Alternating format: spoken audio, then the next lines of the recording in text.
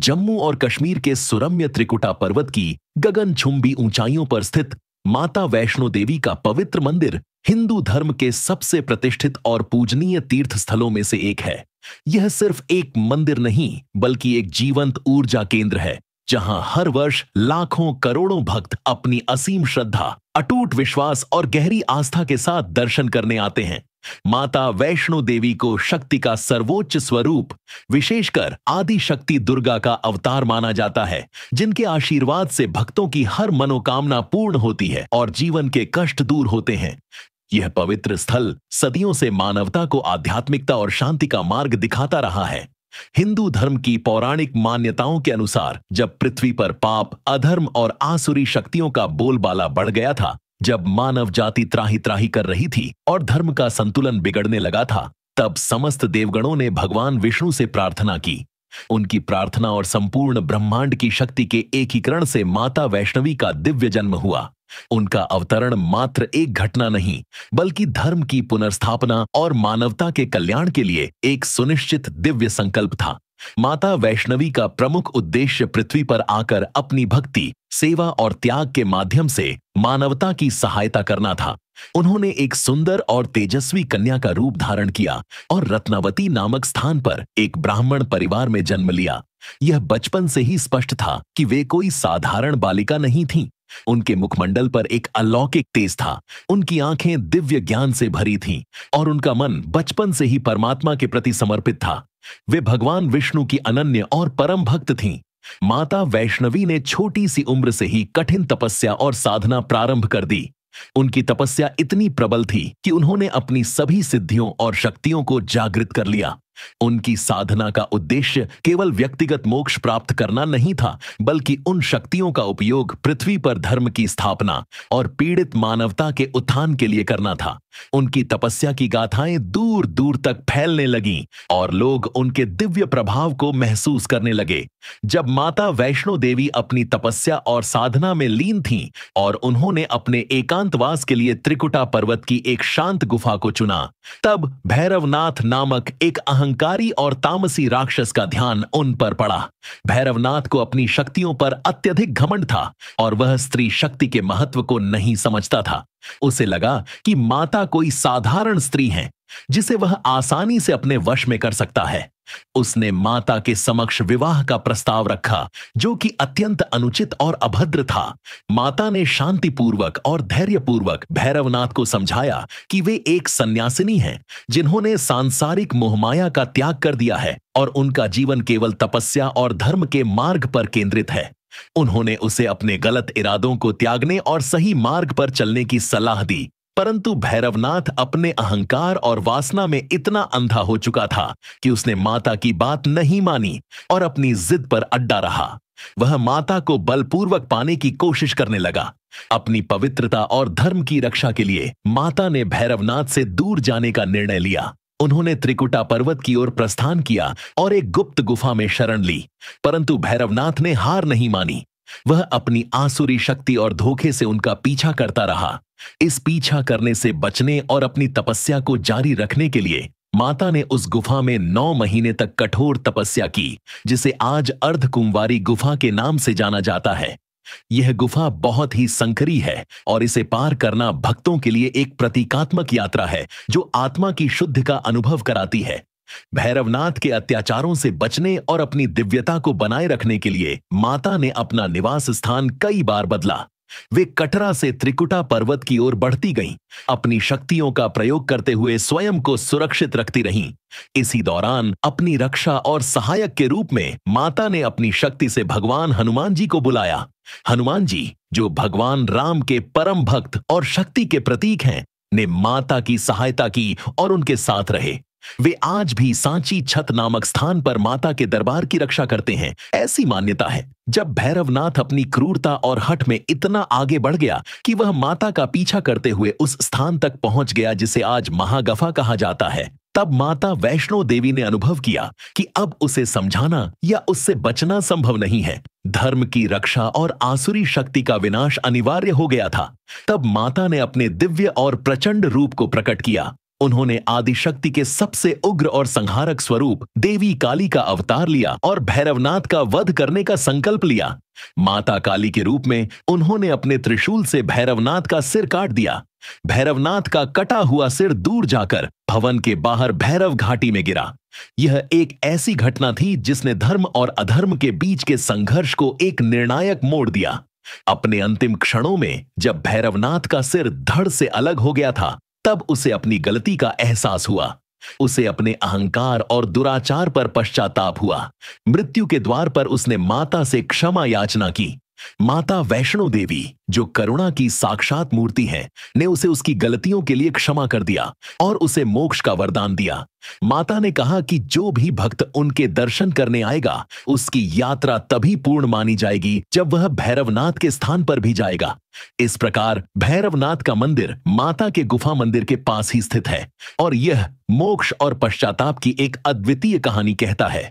यह दर्शाता है कि देवी किसी के संहारक नहीं, बल्कि मुक्तिदाता भी है, यदि उनमें पश्चाताप का भाव हो।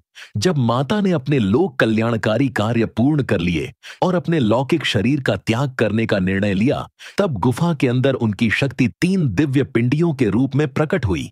ये 3 पिंडियां महाकाली, महालक्ष्मी और महासरस्वती के स्वरूप में पूजी जाती हैं।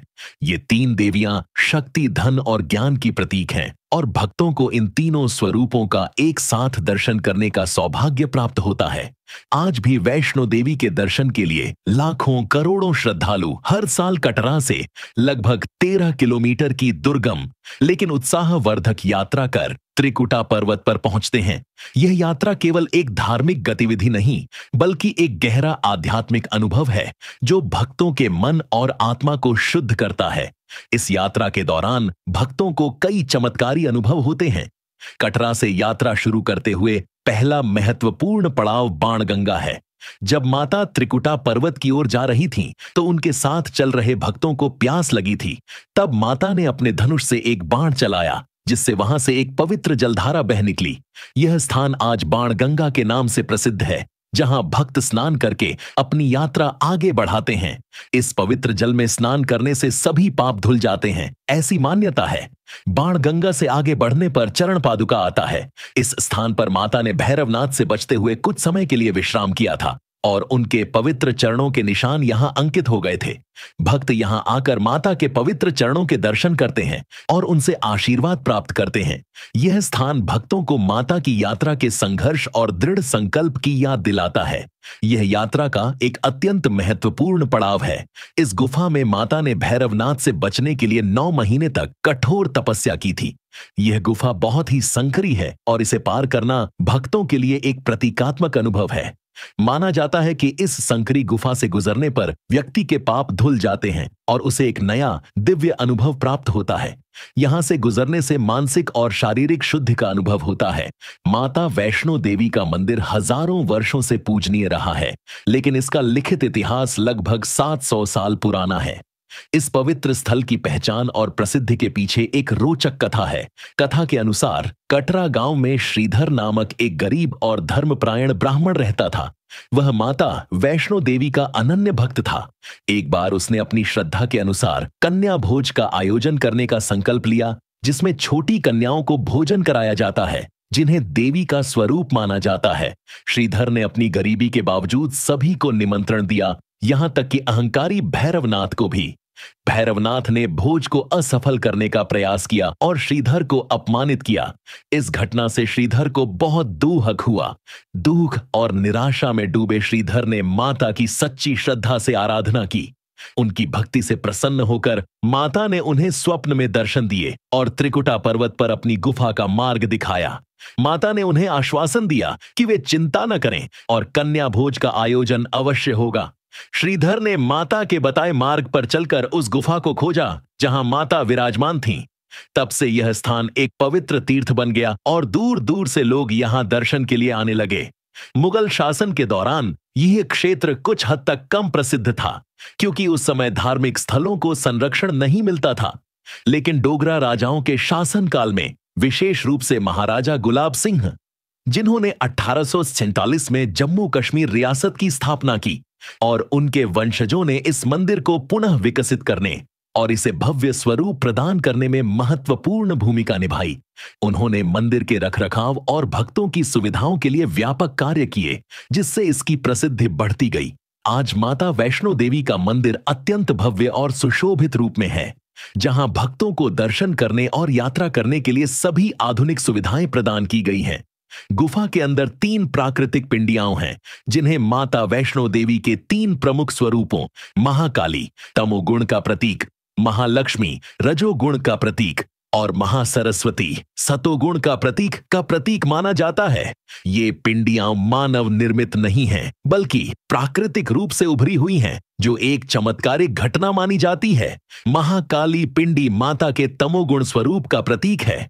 यह शक्ति का संहारक रूप है, जो नकारात्मकता, अज्ञान और असत्य का विनाश करता है।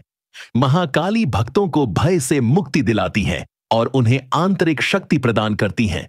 महालक्ष्मी पिंडी माता के रजोगुण स्वरूप का प्रतीक है। यह धन, समृद्धि, ऐश्वर्य और भौतिक कल्याण की देवी हैं। महालक्ष्मी भक्तों को जीवन में सफलता, खुशहाली और आध्यात्मिक संतोष प्रदान करती हैं। महासरस्वती पिंडी माता के सतोगुण स्वरूप का प्रतीक है। यह ज्ञान, विद्या, कला और बुद्धि की देवी हैं। महासरस्वती भक्तों को ज्ञान, विवेक और सही निर्णय लेने की क्षमता प्रदान करती है, जिससे वे जीवन के आध्यात्मिक मार्ग पर आगे बढ़ सकें। इन तीनों पिंडियों का एक साथ दर्शन करना भक्तों के लिए त्रिमूर्ति देवी शक्ति का साक्षात अनुभव है, जो उन्हें तीनों गुणों तमस, रजस और सत्व के संतुलन और उनके महत्व को समझने में सहायता करता है। गुफा के अंदर एक पवित्र जलधारा भी बहती है, जिसे माता की कृपा का प्रतीक माना जाता है। यह जल कभी नहीं सूखता और हमेशा शीतल व पवित्र बना रहता है, जो निरंतर ऊर्जा और शुद्धता का स्रोत है। पहले भक्तों को संकरी और लंबी गुफा के अंदर से होकर जाना होता था, जो एक चुनौती थी। अब भक्तों की सुविधा के लिए नई सुरंगें बना दी गई हैं, जिससे दर्शन करना आसान हो गया है। लेकिन आज भी पुरानी गुफा को अत्यंत पवित्र और चमत्कारी माना जाता है और कई भक्त विशेष अनुमति से पुरानी गुफा से भी गुजरना पसंद करते हैं। यह एक गहरी मान्यता है कि जब माता ने भैरवनाथ से बचने के लिए त्रिकुटा पर्वत की ओर प्रस्थान किया था, तब उन्होंने अपने परम भक्त हनुमान जी को अपनी रक्षा में रखा था। हनुमान जी अपनी असीम शक्ति और भक्ति के लिए जाने जाते हैं। उन्होंने माता की सुरक्षा सुनिश्चित की।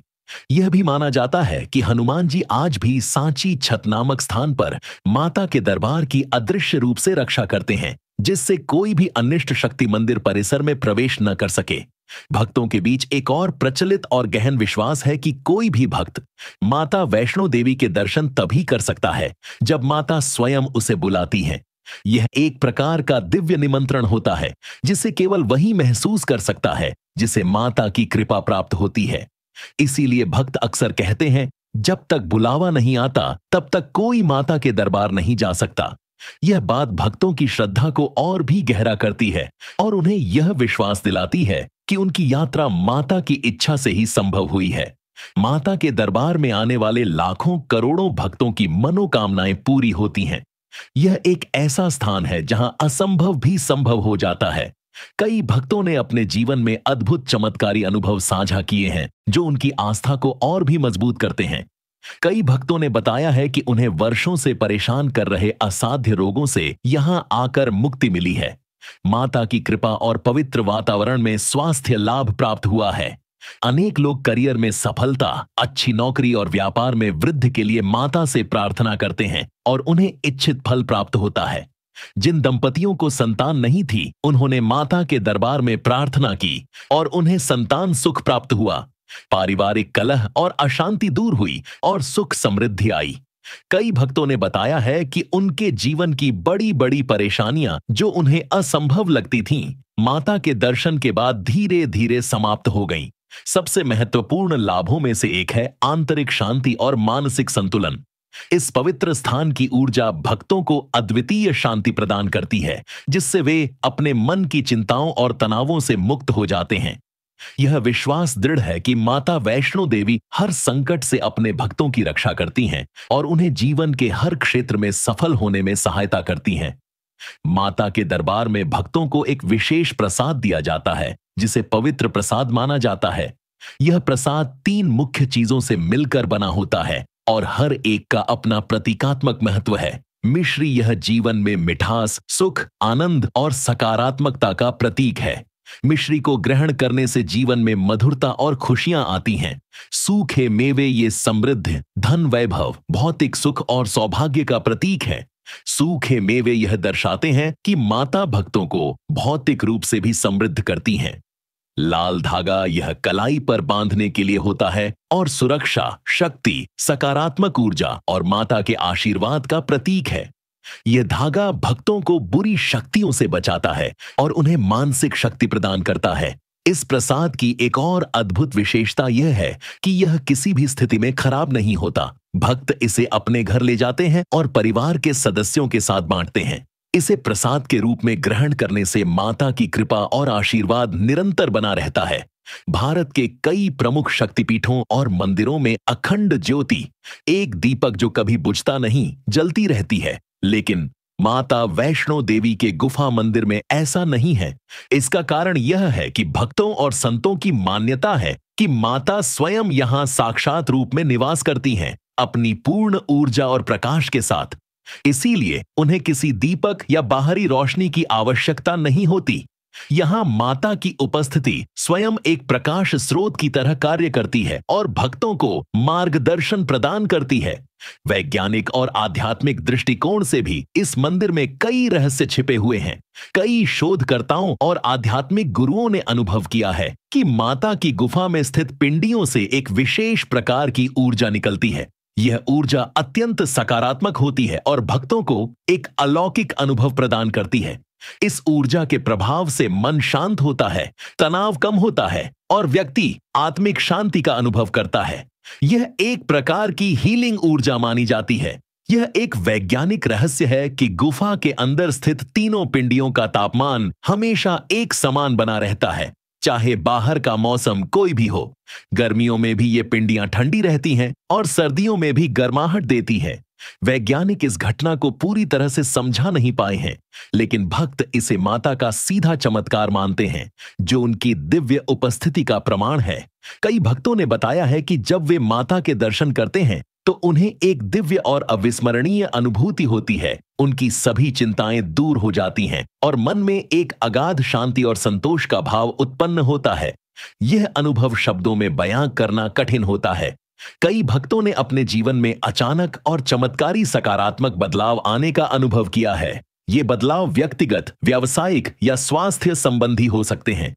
ये घटनाएं भक्तों की आस्था को और भी मजबूत करती हैं और उन्हें माता की असीम शक्ति का आभास कराती हैं। माता वैष्णो देवी की यात्रा को सिर्फ एक पर्यटन स्थल की यात्रा नहीं, बल्कि एक आध्यात्मिक पिलग्रिमेज माना जाता है। यह यात्रा आत्मशुद्धि, मोक्ष और आंतरिक परिवर्तन का मार्ग खोलती है। भक्तों को इस यात्रा के दौरान कुछ सावधानियों का पालन करना चाहिए ताकि उन्हें पूर्ण फल प्राप्त हो। माता के दर्शन के लिए जाते समय मन को पवित्र, श्रद्धा से भरपूर और सभी नकारात्मक विचारों से मुक्त रखना चाहिए। सच्चा मन ही माता की कृपा को आकर्षित करता है। यात्रा पर जाने से पहले और यात्रा के दौरान मांस और शराब का त्याग करना चाहिए। शुद्ध और सात्विक आहार ग्रहण करना चाहिए ताकि शरीर और मन दोनों पवित्र रहें। यात्रा के दौरान निरंतर जय माता दी का उद्घोष करना चाहिए। यह मंत्र न केवल ऊर्जा और भक्ति का संचार करता है, बल्कि थकान को भी दूर करता है और मनोबल को बढ़ाता है। माता के दर्शन के बाद भैरवनाथ के मंदिर जाना अनिवार्य माना जाता है। यह माता के वरदान का सम्मान है और यह सुनिश्चित करता है कि भैरवनाथ की आत्मा को भी शांति मिले। यात्रा मार्ग और मंदिर परिसर में स्वच्छता बनाए रखना अत्यंत महत्वपूर्ण है। अनुशासन का पालन करना और अन्य भक्तों के प्रति सम्मान दिखाना भी आवश्यक है। कहा जाता है कि माता वैष्णो देवी और भगवान शिव का गहरा संबंध है। भक्तों का मानना है कि जो माता वैष्णो देवी के दर्शन करता है, उसे बाबा अमरनाथ, भगवान शिव का निवास के दर्शन भी करने चाहिए। यह एक पूर्ण आध्यात्मिक यात्रा मानी जाती है, जो शिव और शक्ति दोनों के आशीर्वाद को सुनिश्चित करती है। यह दर्शाता है कि शक्ति बिना शिव के अधूरी है और शिव बिना शक्ति के निष्क्रिय है। माता वैष्णो देवी करुणा और शांति की देवी मानी जाती हैं। यहां किसी भी प्रकार की पशु बलि की अनुमति नहीं है, जो इस स्थान की पवित्रता और अहिंसक प्रवृत्ति को दर्शाता है। माता केवल भक्तों की सच्ची श्रद्धा, प्रेम और भक्ति को स्वीकार करती है। न कि किसी बलि या दिखावे को। माता का दरबार केवल एक मंदिर नहीं बल्कि एक जीवंत शक्ति स्थल है। भक्तों के अनुसार यहां माता की उपस्थिति को प्रत्यक्ष रूप से महसूस किया जा सकता है। हर साल कई भक्तों के जीवन में चमत्कारी परिवर्तन होते हैं जो उनकी आस्था को और मजबूत बनाते हैं। कई संतों और महापुरुषों ने भविष्यवाणियां की हैं कि माता वैष्णो देवी का मंदिर भविष्य में और भी चमत्कारी घटनाओं का साक्षी बनेगा। यह भी कहा जाता है कि जब कलयुग का अंत नजदीक आएगा तब माता अपने भक्तों की रक्षा के लिए पुनः प्रकट होंगी, धर्म की स्थापना करेंगी और अधर्म का नाश करेंगी। माता के दरबार में प्रतिदिन सुबह और शाम को विशेष आरती होती है। इस आरती के दौरान भक्तों को एक दिव्य अनुभूति होती है और ऐसा लगता है जैसे माता स्वयं वहां उपस्थित हैं। इस आरती में माता के सभी स्वरूपों का गुणगान किया जाता है। माता को सूखे मेवे, मिश्री और नारियल चढ़ाया जाता है।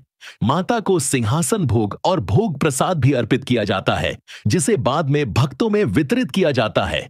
नवरात्रि के दौरान यहां विशेष पूजा अर्चना और भव्य आयोजन किए जाते हैं। लाखों श्रद्धालु इस दौरान माता की पूजा अर्चना करने आते हैं। शिवरात्रि, रामनवमी और दीपावली पर भी यहां विशेष पूजा और उत्सव होते हैं जो पूरे वातावरण को भक्तिमय बना देते हैं। यह मंदिर त्रिकुटा पर्वत पर 1200 फीट की ऊंचाई पर स्थित है, जहां हर साल करोड़ों श्रद्धालु दर्शन के लिए आते हैं, जिससे यह दुनिया का सबसे व्यस्त तीर्थ स्थल बन चुका है। यात्रा के लिए पैदल चलने के साथ साथ पालकी और हेलीकॉप्टर सेवा भी उपलब्ध है, जिससे सभी प्रकार के भक्तों के लिए दर्शन करना सुगम हो गया है। यहाँ 24 घंटे भजन कीर्तन होता रहता है, जिससे वातावरण हमेशा भक्तिमय बना रहता है। कई भक्तों का मानना है कि माता के दर्शन के बाद उनकी सभी समस्याएं धीरे धीरे समाप्त हो जाती हैं। कुछ लोगों को रात में माता के दर्शन स्वप्न में भी होते हैं, जिससे उनकी आध्यात्मिक ऊर्जा बढ़ जाती है और उन्हें जीवन में सही दिशा मिलती है। भक्तों को माता के दरबार में अद्भुत शांति और दिव्यता का अनुभव होता है और माता की कृपा से असंभव भी संभव हो जाता है। माता वैष्णो देवी केवल एक धार्मिक स्थान नहीं बल्कि एक चमत्कारी और दिव्य ऊर्जा का केंद्र है। माता के दर्शन से जीवन में सकारात्मक बदलाव आते हैं और भक्तों को असीम शांति और शक्ति प्राप्त होती है। जो भी सच्चे मन से माता की शरण में जाता है, उसे माता अवश्य ही अपनी कृपा से धन्य करती है। यह स्थान विश्वास, त्याग और दिव्यता का एक ऐसा संगम है जो हर भक्त के जीवन को एक नई दिशा देता है। जय माता दी।